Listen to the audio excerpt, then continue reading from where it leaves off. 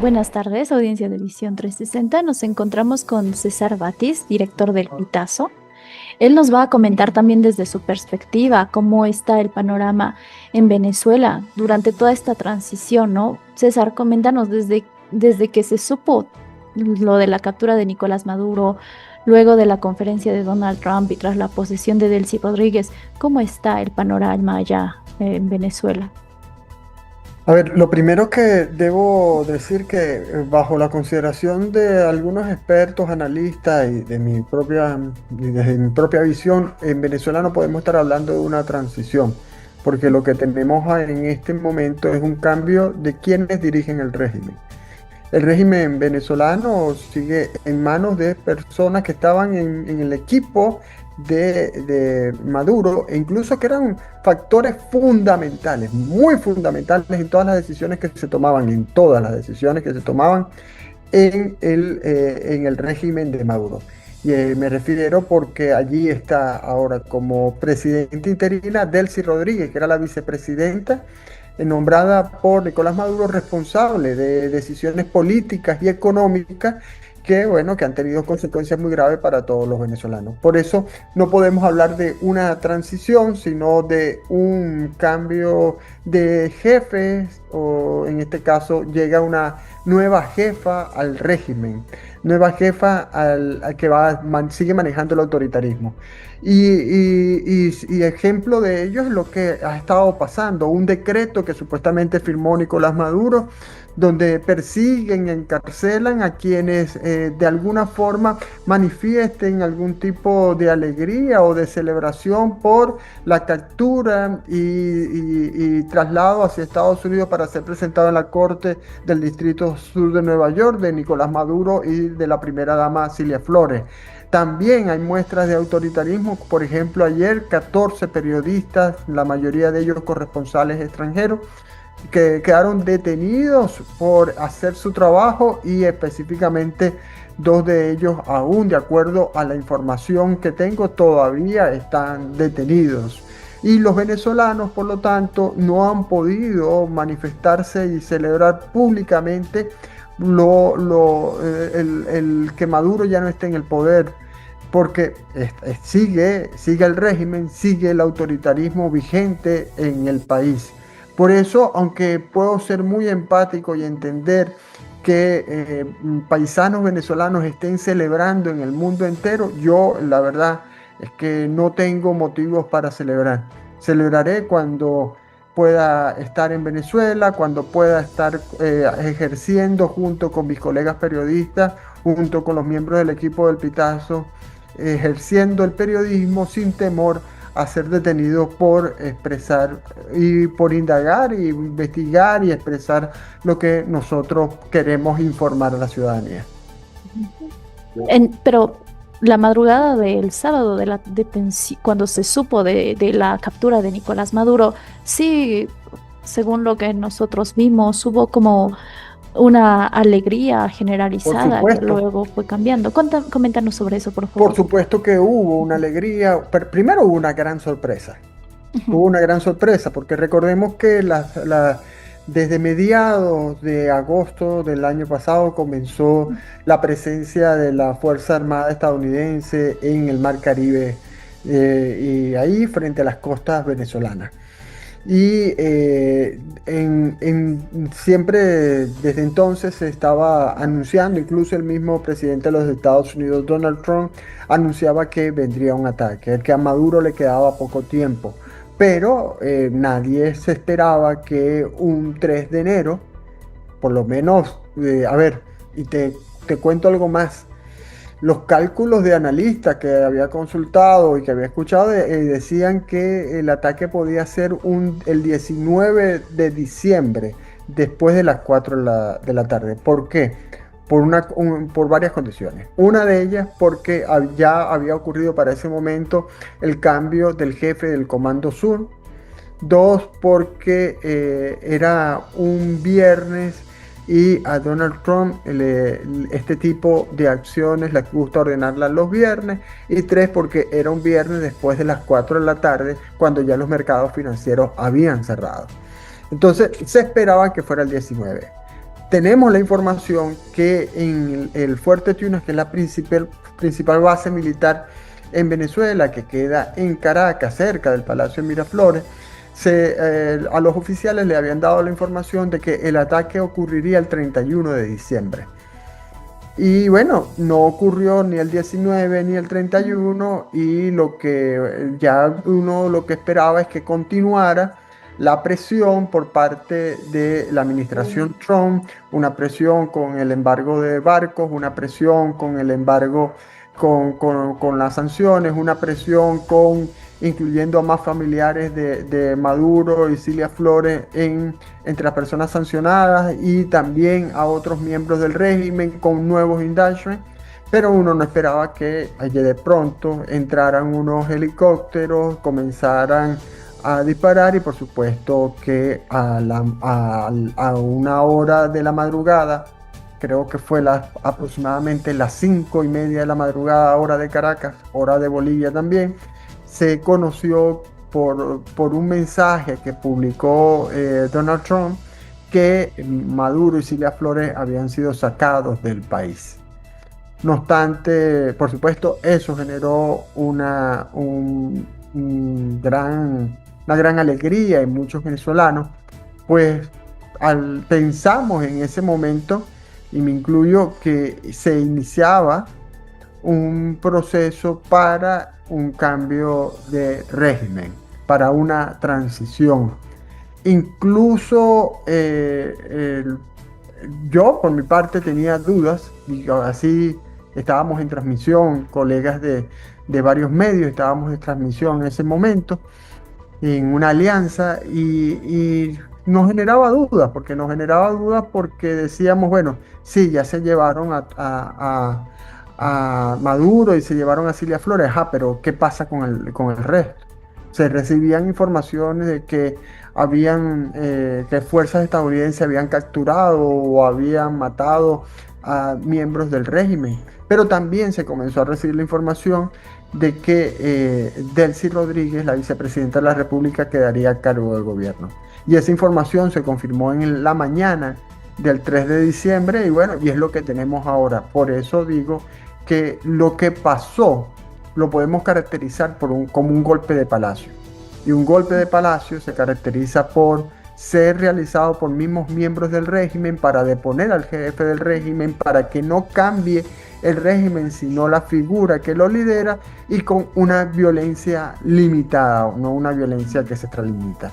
Y en este caso en específico, la violencia estuvo controlada porque los efectivos de la Fuerza Armada que podían tener la posibilidad, con una posibilidad bastante reducida y sin ningún éxito, por cierto, de enfrentar a la Fuerza Armada estadounidense, los militares venezolanos no estaban en sus puestos, porque el 1 de enero le dieron a muchos de ellos un asueto de fin de año.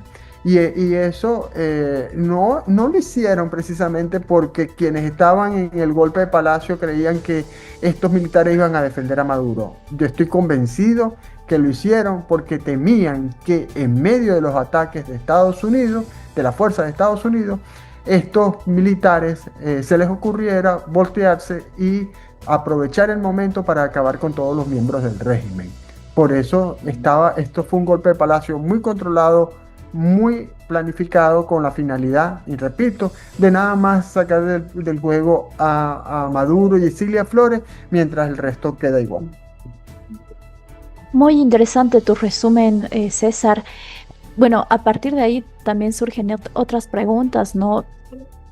Hay, no sé, ¿tú con qué consideras que está a favor la gente en Venezuela? También hay tal vez unas elecciones rápidas, un proceso de transición que aligere antes la economía. ¿Se cree todavía en un proceso de elecciones limpias, se puede decir entre comillas?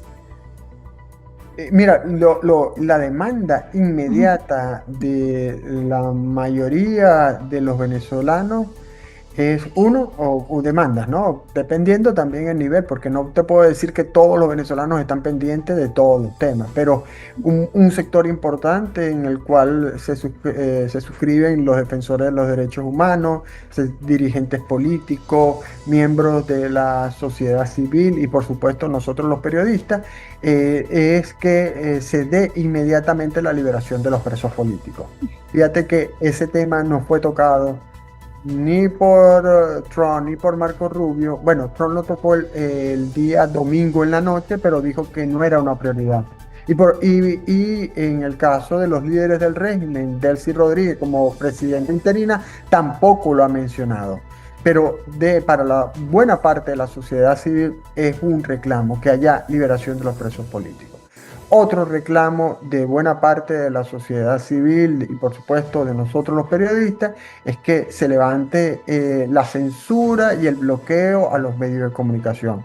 El bloqueo consiste en que la Comisión Nacional de Telecomunicaciones, que es un ente del gobierno, y le ordena a las empresas de telecomunicaciones que impidan el acceso de sus clientes a páginas como elpitazo.net.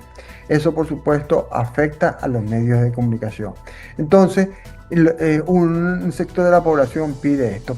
Por supuesto, también se pide que se facilite el regreso de los venezolanos que quieran regresar a Venezuela. Pero mientras haya un gobierno autoritario que esté poniendo preso a las personas y que esté amenazando con apresar a quienes celebren la caída de Maduro y que esté ordenando a oficiales y a grupos paramilitares, como los llamados colectivos, que revisen los teléfonos de los ciudadanos para detener a aquellos que tengan mensajes a favor de celebratorios de la caída de Maduro, entonces es difícil que los venezolanos regresemos en esas circunstancias.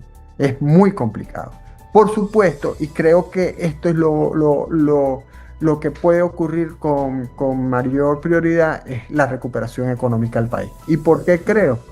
Que sí, es posible que se recupere el país económicamente, se levanten las sanciones, lleguen a acuerdos económicos por el petróleo y por los minerales entre empresas seleccionadas por Donald Trump y la administración y el régimen venezolano. Y esa recuperación, por supuesto que será bienvenida por los venezolanos porque hemos pasado una severa crisis. Es más, y yo lo decía a finales del año pasado, si Maduro no se va, lo que vamos a tener es una hiperinflación en 2026.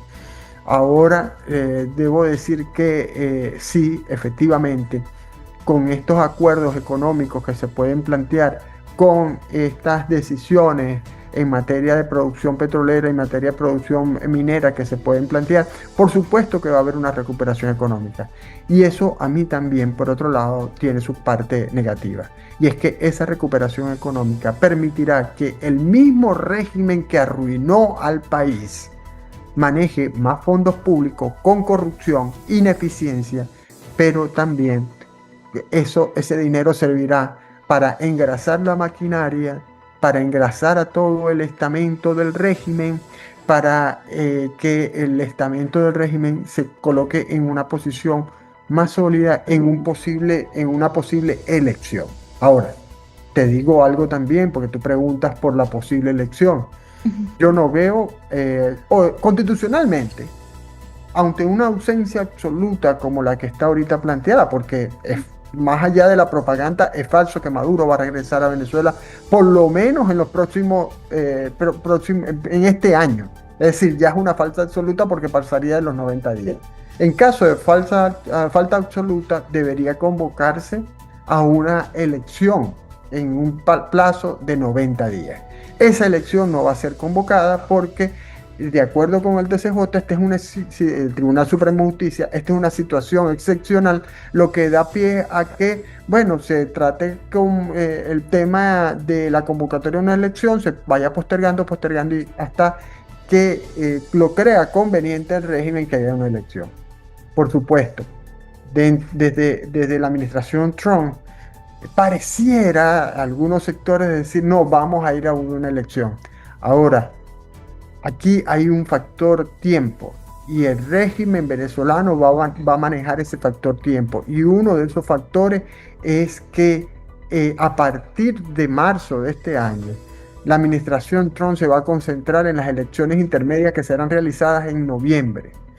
Y el régimen venezolano va a jugar con ese elemento tratando de no hacer elección hasta más allá de noviembre. Y si es posible, no haciendo elección en los próximos 3 años, porque a Donald Trump le quedan 3 años en el gobierno. Muy, muy interesante y también tomando en cuenta, ¿no?, que el gobierno de Maduro cooptaba diversos poderes en el gobierno, en el mismo estado. Para concluir ya también, César, coméntanos cómo ves tú desde el periodismo esta polarización que ha surgido sobre los Estados Unidos, sobre el papel que ha tomado los Estados Unidos para la captura de Maduro, ¿no? Unos están a favor de que haya ejecutado la captura y otros están en contra por, digamos, la situación de los recursos naturales y la posición que toma para, no sé, Venezuela. Mira, es lamentable bueno, que hayamos llegado a esta situación, pero hay que saber cuál es el origen de esta situación. El origen de esta situación es que Maduro era un presidente ilegítimo porque perdió una elección el 28 de julio y no aceptó la derrota. Y eso es fundamental. Por otro lado, hay que decir también que la oposición venezolana intentó todas las salidas para lograr la transición. Desde salidas democráticas, ganando la Asamblea Nacional en 2015, ganando elecciones regionales, ganando la elección del 28 de julio de 2024, como también intentos de alzamientos militares, confabulaciones, etcétera, etcétera. Y lamentablemente, dado todo, bueno, hubo negociaciones también, porque no hay que olvidar las tantas negociaciones que hubo con la intermediación de Noruega, por ejemplo. Visto todo esto, visto todo lo que ha pasado, los crímenes de lesa humanidad, la tortura, 900 presos políticos, lamentablemente llegamos a un punto en que solamente con la fuerza podía salirse de Maduro. Y es lamentable porque una sociedad como la venezolana no se merece tanto dolor para resolver problemas que con una constitución perfectible, por supuesto, como la de 1999, con una sociedad civil educada, formada, con unas personas contemporáneas conmigo o mayores que yo, que vivimos los imperfectos años de la democracia bipartidista. Tenemos todos nosotros, y por supuesto lo podemos heredar a nuevas generaciones, a las generaciones que no tuvieron la oportunidad de vivir la democracia bipartidista. Podemos dar esa herencia para construir en paz, para construir con el diálogo, para construir en un contexto democrático una salida distinta a la fuerza. Pero lamentablemente no se pudo y por eso fue necesario el uso de la fuerza para salir de Maduro. Ahora, ¿será necesario el uso de la fuerza para que haya realmente democratización en Venezuela? Yo espero que no.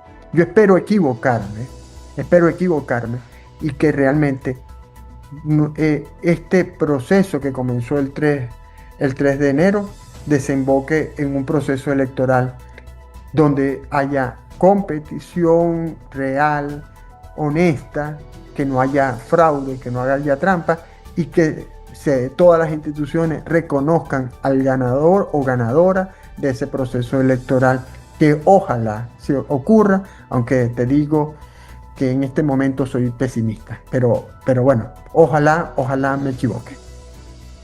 Muchas gracias por tu tiempo. Bueno, hablábamos con César Batiz, director del Pitazo, que no está residiendo en Venezuela por temas de seguridad, está en otro país. Muchas gracias, César, por tu tiempo. Siempre a la orden.